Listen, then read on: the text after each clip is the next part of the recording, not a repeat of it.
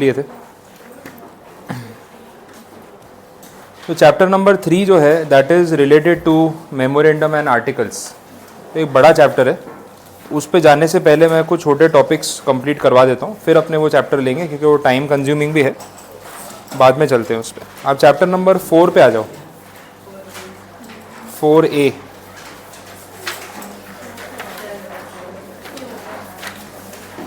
Four ए वाला chapter मतलब chapter 4 की पूरी सीरीज़ है, इन्होंने इसको पार्ट्स में ब्रेक कर दिया है।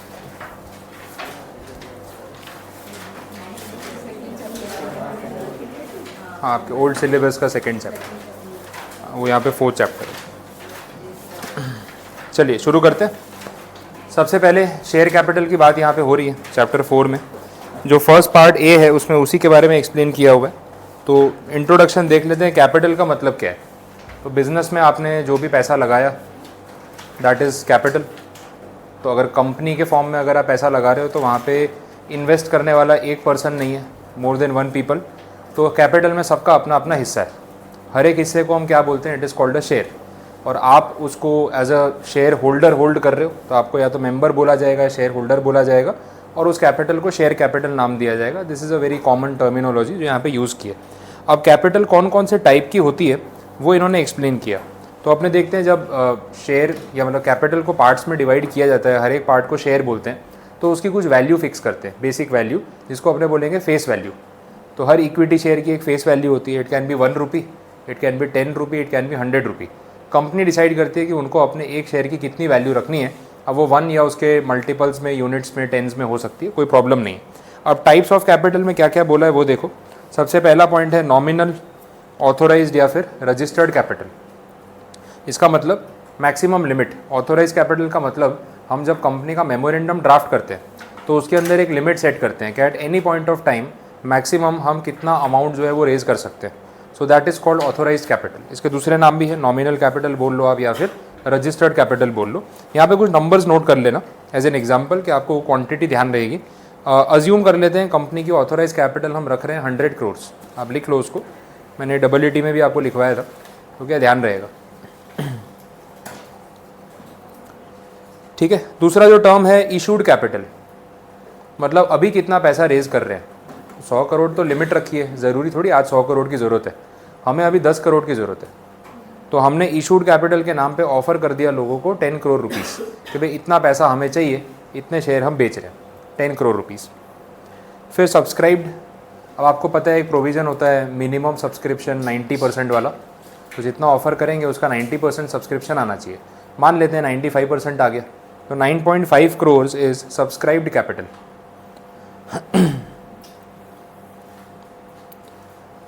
अब जितना सब्सक्रिप्शन आया, आजकल तो क्या IPO में कंपनी 100% पैसा मंगवा लेती है। अभी वो फर्स्ट कॉल फाइनल कॉल वाला थोड़ा आउटडेटेड हो गया, लेकिन अभी भी वो रेलेवेंट है।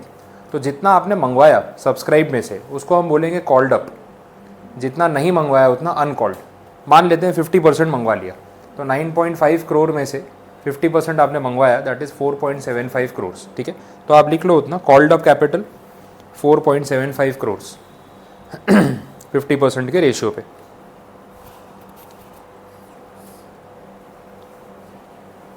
बाकी का अनकॉल्ड। अच्छा, जितना मंगवाया उतना आ जाएगा, नेसेसरी है, कुछ रहेगा ना अनपेड अरियर्स, तो जितना आ गया उतना पेड अप। तो 4.75 में से अज्यूम कर लो 4.5 आपने मंगवाया तो आ गया, तो paid up capital is 4.5 crore. बाकी का 25 लाख कॉल्स इन अरियर्स, मंगवाया लेकिन अभी तक आया नहीं। तो ये सब टर्म्स हैं। फिर इसके बाद प्रेफरेंस और इक्विटी। कोई भी पर्टिकुलर शेयर या तो इक्विटी कैटेगरी में होगा या प्रेफरेंस में। प्रेफरेंस में 2 पॉइंट्स होते हैं, एक तो कि आपको डिविडेंड फिक्स रेट पे मिलेगा और इक्विटी वालों से पहले मिलेगा। दूसरा, जब कंपनी बंद होगी तो आपका कैपिटल आपको सबसे पहले रीपे किया जाएगा, इक्विटी वालों को बाद में मिलेगा। सो इक्विटी वाले रिस्क टेकर्स है और प्रेफरेंस वाले सेफ इन्वेस्टर्स हैं। तो ये एक डिफरेंस होता है। तो इनको प्रेफरेंस शेयर होल्डर बोला जाता है इन 2 कंडीशंस की वजह से। इक्विटी वाले इनके बाद आते हैं, ये रिस्क टेकर्स, इनमें कोई ऐसी टर्म्स एंड कंडीशन नहीं।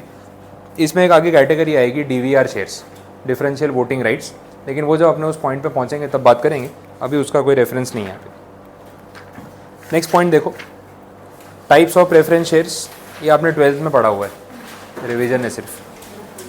क्यूमुलेटिव, नॉन क्यूमुलेटिव क्या होते हैं, कुछ याद आ रहा है?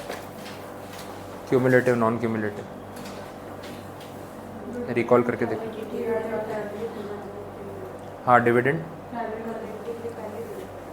दे देते हैं अगर तो क्यूमुलेटिव ऐसा, और अगर नहीं दिया तो नॉन क्यूमुलेटिव। पहले दे देते हैं मतलब एडवांस में।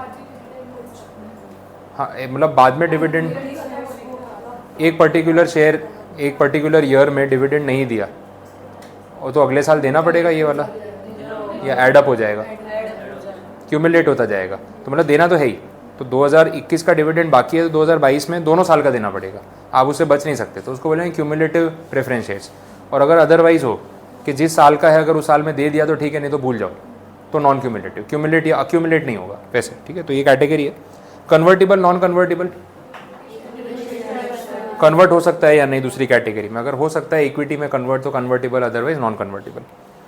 पार्टिसिपेटिंग, नॉन पार्टिसिपेटिंग, हाँ एडिशनल प्रॉफिट बोल सकते हैं अपने, ठीक है। पार्टिसिपेटिंग का मतलब जब कंपनी वाइंड अप हो रही है तो सबके पैसे एक प्रॉपर ऑर्डर में पे किए जाते हैं, प्रेफरेंस फिर इक्विटी। इक्विटी वालों को पे करने के बाद अगर कुछ बचा पैसा सरप्लस तो वो किसका है? पार्टिसिपेटिंग शेयर होल्डर्स का। तो अब डिपेंड करता है कि पार्टिसिपेटिंग में कौन कौन है, सिर्फ इक्विटी वाले हैं या प्रेफरेंस वाले भी है। In general preference shareholders are non participating, क्योंकि वो रिस्क टेकर ही नहीं है। इक्विटी वाले क्या बोलेंगे, जब रिस्क लेने की बात आई तो तुमको फिक्स डिविडेंड चाहिए, हमसे पहले पैसा चाहिए, तो रिस्क तो लेते नहीं हो। हाँ, लास्ट में प्रॉफिट बच गया तो मांगने आ जाओगे कि इसमें हमारा हिस्सा बनता है, तो वो थोड़ी ना बात होती है। तो normally preference shares non participating होते हैं कि आप रिस्क मत लो, फिक्स पैसे लो और जाओ, रिस्क सारा इक्विटी वालों का। तो लास्ट में अगर सरप्लस बचा और फायदा हो गया तो फायदा किसका? वो भी इक्विटी वालों का। आया समझ में? ये कंडीशन है। Redeemable, non redeemable. रिडीमेबल मतलब एक पॉइंट के बाद वो एक्सपायर हो जाएंगे, पैसे वापस ले जाओ। नॉन रिडीमेबल मतलब परमानेंटली चलते रहेंगे। प्रेफरेंस शेयर्स प्रैक्टिकली रिडीमेबल ही होते हैं, नॉन रिडीमेबल नहीं होते, ये आपको ध्यान रखना है। नेक्स्ट पॉइंट काफ़ी अच्छा है, publication of authorised, subscribed and paid up capital. अब इसमें पॉइंट ये है कि अगर आपने कहीं पे भी ऑफिशियल डॉक्यूमेंट्स में, कंपनी की वेबसाइट पे, ब्रोशर में, उसके लेटर पैड पे, कहीं पे भी ऑथोराइज्ड कैपिटल का अमाउंट कोट किया 100 करोड़ ऑथोराइज्ड कैपिटल कंपनी, तो लोग क्या करते हैं ना, मार्केटिंग के लिए इसको यूज़ करते हैं।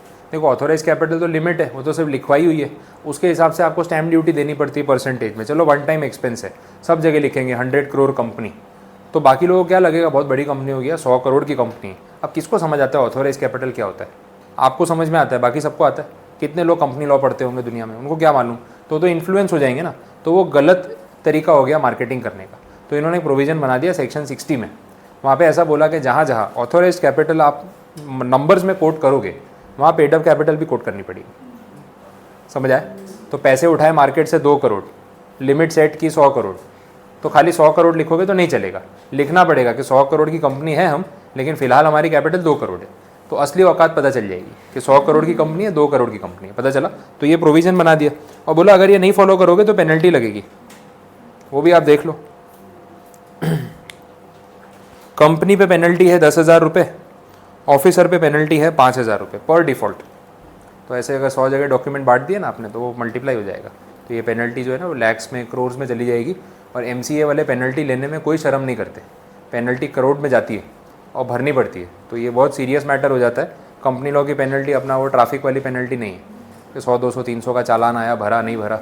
अभी कल परसों वीडियो आ रहे थे अपना, वो ट्रैफिक में ई-मेमो इशू किए ना सारे जिन्होंने ट्रैफिक रूल वायलेट किए, तो वहाँ पे जो उनका डिपार्टमेंट है जहाँ आपको चालान पे करने जाना था, वहाँ पे लाइन लग गई थी। तो काफ़ी लोग अपने चालान का पेमेंट करने आए थे, तो वहाँ पे एकदम भीड़ हो गई थी। तो अब ये भी प्रॉब्लम है। अभी 1 जुलाई से बोल रहे हैं जो ट्रैफिक रूल्स है, और 1 जुलाई से वो सिग्नल तोड़ेगा उसका चालान आएगा। अभी ये ट्रायल रन चल रहा था, तो अभी तक जो आप सिग्नल पे इतनी देर से खड़े रह रहे हो ना, वो आपका फालतू का टाइम वेस्ट हो गया। तोड़ के उड़ा के चले भी जाते हैं ना, ज़्यादा से ज़्यादा एक्सीडेंट होता, मर जाते, उससे ज़्यादा कुछ नुकसान नहीं होता, ठीक है। हाँ, चालान नहीं आता, ठीक है, वैसा है। नहीं, ट्रैफिक रूल फॉलो तो करने चाहिए, ऐसा नहीं बोल रहा हूँ कि मत फॉलो करना, बट ये है कि अभी ट्रायल चल रहा है लोगों को हैबिट डालने के लिए कि सिग्नल पे रुकना है, कैसे करना है। बट जो चालान आएंगे ना वो 1 तारीख से आएंगे, तो अभी 1 जुलाई से वो स्ट्रिक्ट हो जाएंगे। अभी वो चालान नहीं भेज रहे उतना ही, बट रूल तो आपको फॉलो करना ही है। और पुलिस भी मेहनत कर रही है, ऐसा तो नहीं है। अभी सिग्नल पे सारा टाइमर और वो सब भी उन्होंने थोड़ा रीऑर्गेनाइज़ किया है, तो कंपेरेटिवली थोड़ी सिचुएशन बेटर है। But still they are also trying कि जितना स्मूथ ट्रैफिक हो जाए। अभी संडे को लाइन लगा दी थी कि अपना वीआईपी रोड पे, यूनिवर्सिटी रोड पे 2 घंटे लोग ट्रैफिक में फंसे रहे। एक तो संडे वैसे ट्रैफिक इतना होता है, ऊपर से यूनिवर्सिटी वाला रोड, वीआईपी रोड, आजू बाजू पब्लिक रोड पे ज़्यादा बैठी होती है, गाड़ियाँ कम चलती है, उसमें सिग्नल लगा दिया तो इतना ट्रैफिक जाम हो गया, लोग निकल ही नहीं पा रहे थे। तो उसके बाद इन्होंने टाइमर और वो सब रीसेट तो किया है, लेकिन स्टिल अब जो चालान भेजना है सीरियसली वो जुलाई 1 से स्टार्ट हो जाएगा, तो वो आपको ध्यान रखना है। ठीक है, तो ये सेक्शन 60 वाला पॉइंट आपका कवर हो गया। नेक्स्ट, शेयर का मतलब क्या होता है वो बता दिया है, कुछ नए पॉइंट्स इसमें है तो वही बता रहा हूँ डायरेक्टली, मीनिंग आपको मालूम है। देखो शेयर्स में बोला है फर्स्ट पॉइंट में कि it is a bundle of rights and obligations. एक शेयर सिर्फ आपको राइट्स नहीं देता है, कुछ लायबिलिटीज़ और कुछ रिस्पॉन्सिबिलिटीज़ भी होती है। कंपनी के डिसीजन मेकिंग में पार्टिसिपेट करना, कॉल मनी टाइम पे पे करना, वोटिंग होती है जब तो वोट करने के लिए जाना, ऑनलाइन वोटिंग है तो घर से वोट देना, तो ये सब भी आपकी रिस्पॉन्सिबिलिटीज़ है। हाँ, डिविडेंड मिलता है तो मांगने चले जाते हैं, मीटिंग अटेंड करनी है, टाइम नहीं, ऐसा नहीं होना चाहिए। तो राइट्स और रिस्पॉन्सिबिलिटीज़ दोनों आपको यहाँ पे जो है फेस करनी है। गोइंग कंसर्न वाला कंसेप्ट अपन जानते हैं, company is for ever. Section 44 में बोला है कि शेयर्स मूवेबल प्रॉपर्टी होती है, शेयर्स ट्रांसफरेबल होते हैं, वो हम जानते हैं। सेल ऑफ गुड्स एक्ट एक 1930 का एक्ट है, उसका रेफरेंस दिया यहाँ पे और बोला गुड्स की जो डेफिनेशन है उस एक्ट में बहुत जगह यूज़ होती है, उसमें शेयर्स कवर होते हैं, इंक्लूडेड है as a movable property. Section 45 बोला है लास्ट पॉइंट में, कुछ नया पॉइंट है आपके लिए, थोड़ा प्रैक्टिकल। इसमें ऐसा बोला कि हर एक शेयर का एक डिस्टिंक्ट नंबर होता है। डिस्टिंक्ट नंबर मतलब क्या? देखो आज शेयर आप डीमैट में खरीदते हो, 99% डीमैट हो गया है, लेकिन पहले फिजिकल शेयर्स होते थे, सर्टिफिकेट मिलता था कंपनी के नाम के साथ और डिटेल्स के साथ, तो ना हर एक शेयर का एक यूनिक रोल नंबर होता था। जैसे किसी कंपनी ने 10,000 शेयर्स ऑफर किए, आपने अप्लाई किया 50 शेयर्स के लिए, तो आपको जो सर्टिफिकेट मिलेगा उस पर लिखा होगा share number 251 to share number 300। तो ये 50 शेयर आपके, 301 से किसी और के होंगे, 251 तक किसी और के होंगे। तो हर एक शेयर का एक यूनिक नंबर, तो 0 से लेकर 10,000 तक यूनिक नंबर। लेकिन जब से डीमैट आ गया तब से इस पॉइंट का कोई रेलेवेंस ही नहीं है, क्योंकि अब तो सॉफ्टवेयर में दिखता है आपके पास 100 शेयर पड़े हैं, तो उसका यूनिक नंबर कहाँ लिखेंगे? तो डीमैट में दिस पॉइंट इज़ इररेलेवेंट, लेकिन फिजिकल शेयर्स में ऐसा होता था। तो सेक्शन 45 में बात लिखी है कि हर एक शेयर का शेयर सर्टिफिकेट पे एक डिस्टिंक्ट यूनिक नंबर होता है। Now this is outdated, but ठीक है, नॉलेज के लिए अपने को पता होना चाहिए वैसा। अब ये डिपेंड करता है, अब कोई बहुत पहले से इन्वेस्ट कर रहा हो तो शेयर सर्टिफिकेट्स होंगे। आज भी बहुत सारे लोगों के पास शेयर सर्टिफिकेट्स है। कंपनीज़ को ऑप्शन दिया था सेबी ने कि आप डीमैट में कन्वर्ट कर लो, तो मेजॉरिटी कंपनीज़ ने कर लिया कि यार ये फिजिकल सर्टिफिकेट क्या झंझट वाला काम है, कभी सर्टिफिकेट खो जाते हैं, कभी कोई डुप्लीकेट बना लेता है, कभी बारिश में भीग जाते हैं, टैंपर हो जाते हैं, उस पर क्या लिखा है पता नहीं चल रहा है, तो ये सब चीज़ें होती है। अब पेपर की चीज़ है ना, उसको फोल्ड करके रख दिया तो दिक्कत है। कभी आपने ऐसा एक्सपीरियंस किया हो, कोई भी कागज़ है आपने उसको ना फोल्ड करके बहुत सालों से रखा है, बहुत टाइम से रखा है, फिर आप वो पेपर निकालो और उसको खोलना शुरू करो, जैसे जैसे अनफोल्ड करोगे उसके उतने टुकड़े होते जाएंगे, वो क्रैक हो जाता है बीच में से पेपर। अब सर्टिफिकेट में ये सब चीज़ें होती है, प्रॉब्लम आता है। तो डीमैट में तो कोई प्रॉब्लम है ही नहीं, बट डिपेंड करता है। आप कोई लोग बहुत पहले से इन्वेस्ट करते हो तो उनके पास शेयर सर्टिफिकेट हो सकते हैं। पब्लिक कंपनीज होती है तो बोले कोई बात नहीं, आप रखो, जब कन्वर्ट कराना है करा लेना, तब तक चलने दो। बीच में एक मैटर आया था MRF वाला, कहीं आप लोगों ने देखा ही होगा, मीडिया बहुत बार वो रील है ना इंस्टा पे वायरल हुई है, और जब आई थी तभी भी बड़ा शॉकिंग न्यूज़ थी।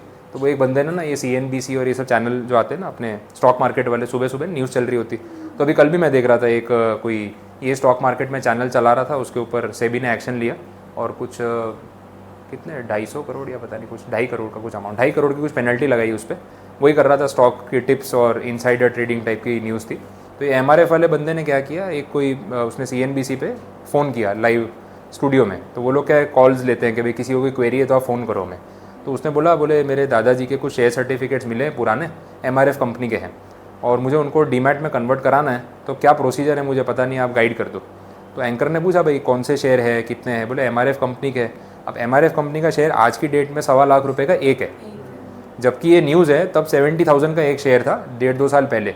तो उसने बोला दादाजी के 20,000 शेयर है MRF के, और मल्टीप्लाई कर लो, 1200 से 1400 करोड़ रुपए का अमाउंट हो रहा था। तो 1 मिनट के लिए ना बेचारा एंकर फ्रीज हो गया। फिर किसी ने बोला होगा पीछे से भाई तू लाइव जा रहा है, होश में आ जा। हाँ, तो प्रोसेस में आया माइंड उसके, बोले सर क्या बात कर रहे हो? बोला हाँ सच में सर्टिफिकेट्स पड़े हैं, अभी वो मिले उनके डॉक्यूमेंट्स में से, तो मैं सोचा पूछ लेता हूँ क्या है क्या नहीं। बोले 20,000 शेयर्स लिखा हुआ है इस पर। तो बोले सर ये कम से कम 1200 से 1500 करोड़ के शेयर है, इतनी बड़ी वैल्यू है, तो आपको क्या प्रोसेस करना है, ऐसा ऐसा। फिर वो प्रोसेस बताने लग गया। मैंने पहले अपना माइंड प्रोसेस कर ले कि 1500 1500 करोड़। मैं तो सोच रहा हूँ जिसने फ़ोन किया उसको भी चक्कर वक्कर बेहोश हो गया होगा सुन के, मेरे 1500 करोड़ के शेयर दादाजी के लॉकर में पड़े, अपने को मालूम ही नहीं है, ठीक है। अब वो शेयर उन्होंने तब के टाइम में लिए थे, MRF का IPO आया था 90s में, तो तब वो शेयर कुछ 100 रुपये का था और उन्होंने तब के टाइम में 1 लाख रुपये लगाए होंगे। तो वो 1 लाख रुपये की वैल्यू आज 1500 करोड़ हो गई। लेकिन तब के टाइम में 1 लाख भी बड़ी बात होगी, तब 100 रुपये 70s का शायद IPO है उसका, बहुत पुराना है, तो उतनी वैल्यू आज मल्टीप्लाई हो गई। बट ये हर शेयर में नहीं होता, दैट डिपेंड्स। बट इतने सारे इन्वेस्टमेंट इतने साल करके रखी तब जाके वो वैल्यूएशन वैसी हुई है, तो ऐसा भी होता है। तो वो शेयर सर्टिफिकेट फिजिकली मिल गए तो उसके बेसिस पे कन्वर्जन हो सकता है। एक और केस आया था लास्ट ईयर, एक केमिकल कंपनी है PI इंडस्ट्रीज़। PI इंडस्ट्रीज़ का IPO कुछ 90s में आया था या लेट 80s में आया था। तो किसी ने शेयर खरीदे होंगे पुरानी कंपनी के नाम से और रख लिए, तो बाद में कंपनी ने अपना नाम चेंज किया और PI इंडस्ट्री में कन्वर्ट किया, तो तब उन्होंने मंगवा लिए थे पुराने सर्टिफिकेट कि आप नया वाला ले जाओ। अब ये बंदा जो था, इसके दादाजी ने भूल गए होंगे सर्टिफिकेट। तब के ज़माने के लोग क्या शेयर खरीद के रख देते थे और भूल जाते थे कि अब इसको कभी बेचना नहीं है, ट्रेडिंग नहीं करनी, इन्वेस्टमेंट है, लेके रख गए, हाँ भूल गए। तो बहुत बार ऐसा होता था। तो वो सर्टिफिकेट्स कभी उन्होंने एक्सचेंज भी नहीं कराए और बाद में इनके फैमिली वालों को मिले तो पता चला ये PI लिमिटेड जो कंपनी है उसके शेयर्स हैं और आज की डेट में इसकी वैल्यू 1500 करोड़ है। इतनी वैल्यू के शेयर्स थे, रियल केस है। अब मालूम पड़ा जब कंपनी में क्लेम करने गए तो बोला ये तो तब एक्सचेंज भी हो गए थे, सब कन्वर्ट हो गया था, हमारे पास कोई रिकॉर्ड नहीं है। तब क्या पेपर वर्क चलता था, 91 की बात है। तो जो डायरेक्टर था ना, उसी ने कुछ झोल झाल करके शेयर अपने नाम पे कन्वर्ट करके ले लिए, क्योंकि उसको पता था कोई क्लेम करने आया नहीं है, तो यूज़ कर लिए। अब फैमिली बोल रही है भाई हमारे पास सर्टिफिकेट ओरिजिनल है कंपनी का, तो आइडियली तो हम मालिक है, हमारे शेयर किसी और ने कैसे यूज़ कर लिए। अब ये मैटर गया सेबी में, ट्रिब्यूनल में केस चल रहा है। अब 1500 करोड़ के शेयर कौन छोड़ेगा? इसके लिए तो 10 साल लड़ना भी पड़े तो भी अगली 2-4 जनरेशन तो सेफ हो गई ना, अगले जन्म तक भी याद रहा तो पैसे काम आएंगे। 1500 करोड़ बहुत होते। अब वो मैटर अभी भी चल रहा है। अब क्या उसका आउटकम आया बाद में, कहीं कुछ मीडिया में आया नहीं, लेकिन ये ऐसे रियल केसेस होते हैं। तो ये फिजिकल डॉक्यूमेंट की ये प्रॉब्लम है। ऑनलाइन हो तो फिर आप कोई कुछ प्रॉब्लम आती नहीं, कोई कुछ नहीं कर सकता वैसा।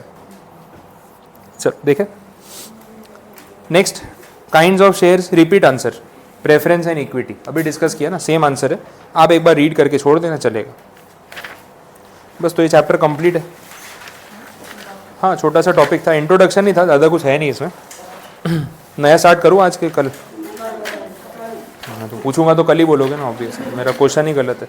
कोई बात नहीं, आज फिर इतना ही रखते हैं, नया टॉपिक फिर कल ही स्टार्ट करूँगा।